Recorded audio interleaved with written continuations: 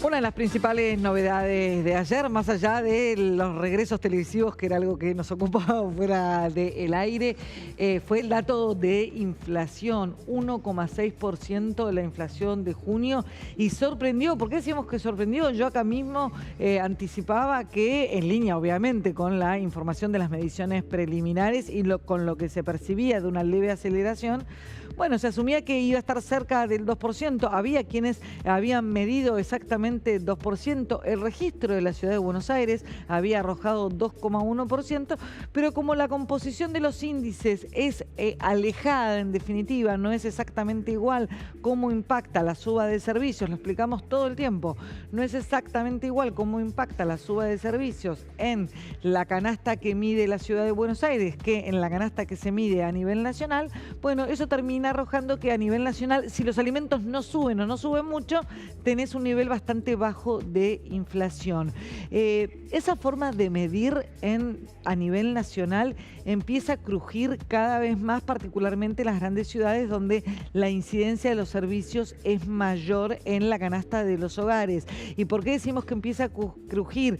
Porque empieza a disociarse la medición oficial, que es correcta, que está bien medida, que sigue el mismo parámetro de hace 1, 2, 3, 4, 5, desde que se recompusieron las estadísticas del INDEC, pero esa canasta, tal como está hoy, queda desactualizado y se aleja de la percepción que tenemos todos nosotros de la inflación. Y eso es un riesgo serio, porque el riesgo que se comete es que a futuro se empiece a desconfiar de la medición oficial. Cuando uno percibe que en definitiva en tu bolsillo pasa algo muy distinto a lo que te está informando el INDEC, podés decir, bueno, alguno de los dos está haciendo las cosas mal y a mí el bolsillo me duele.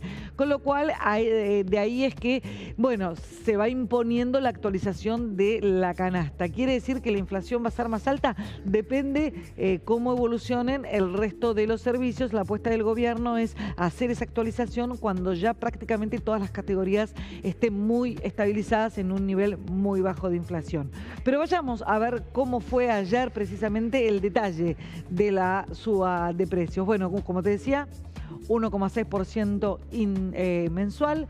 La acumulada en el primer semestre, están invertidas las placas, la acumulada en el primer semestre es de 15%, 15,1 enero-junio, y la acumulada, es decir, junio contra junio del año pasado, no llega al 40%, 39,4%. Innegable que obviamente son datos para el gobierno para festejar.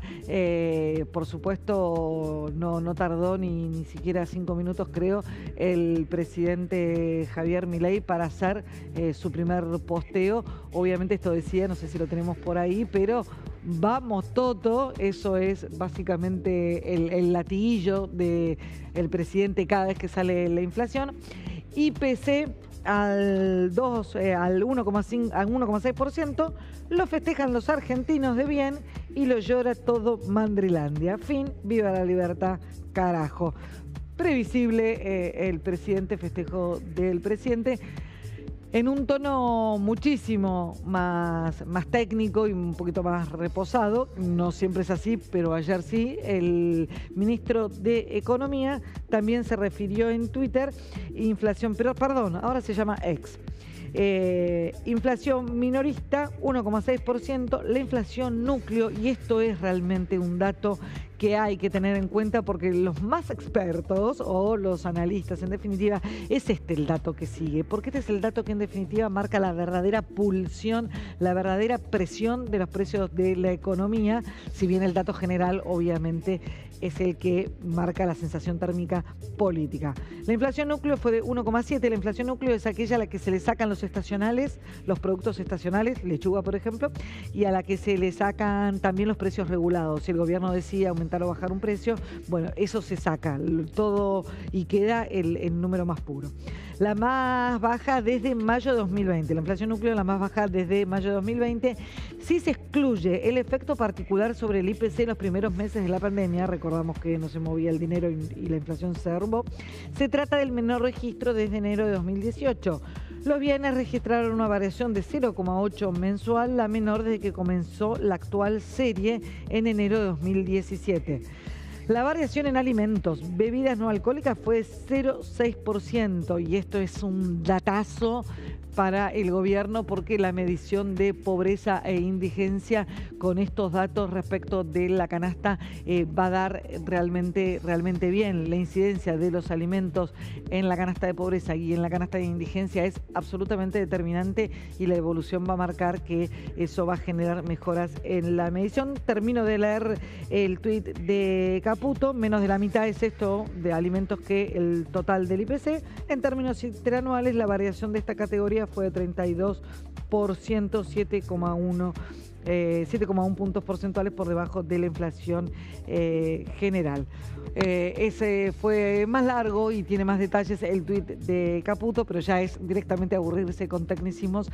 Queda claro, la estadística de inflación de ayer sorprendió, fue buena y ahora restará ver si se puede sostener de acá a octubre. Estamos viendo ciertas turbulencias, presión con el dólar, que es una de las claves para que los alimentos estén planchados. Veremos cómo se absorben esas tensiones en materia de inflación.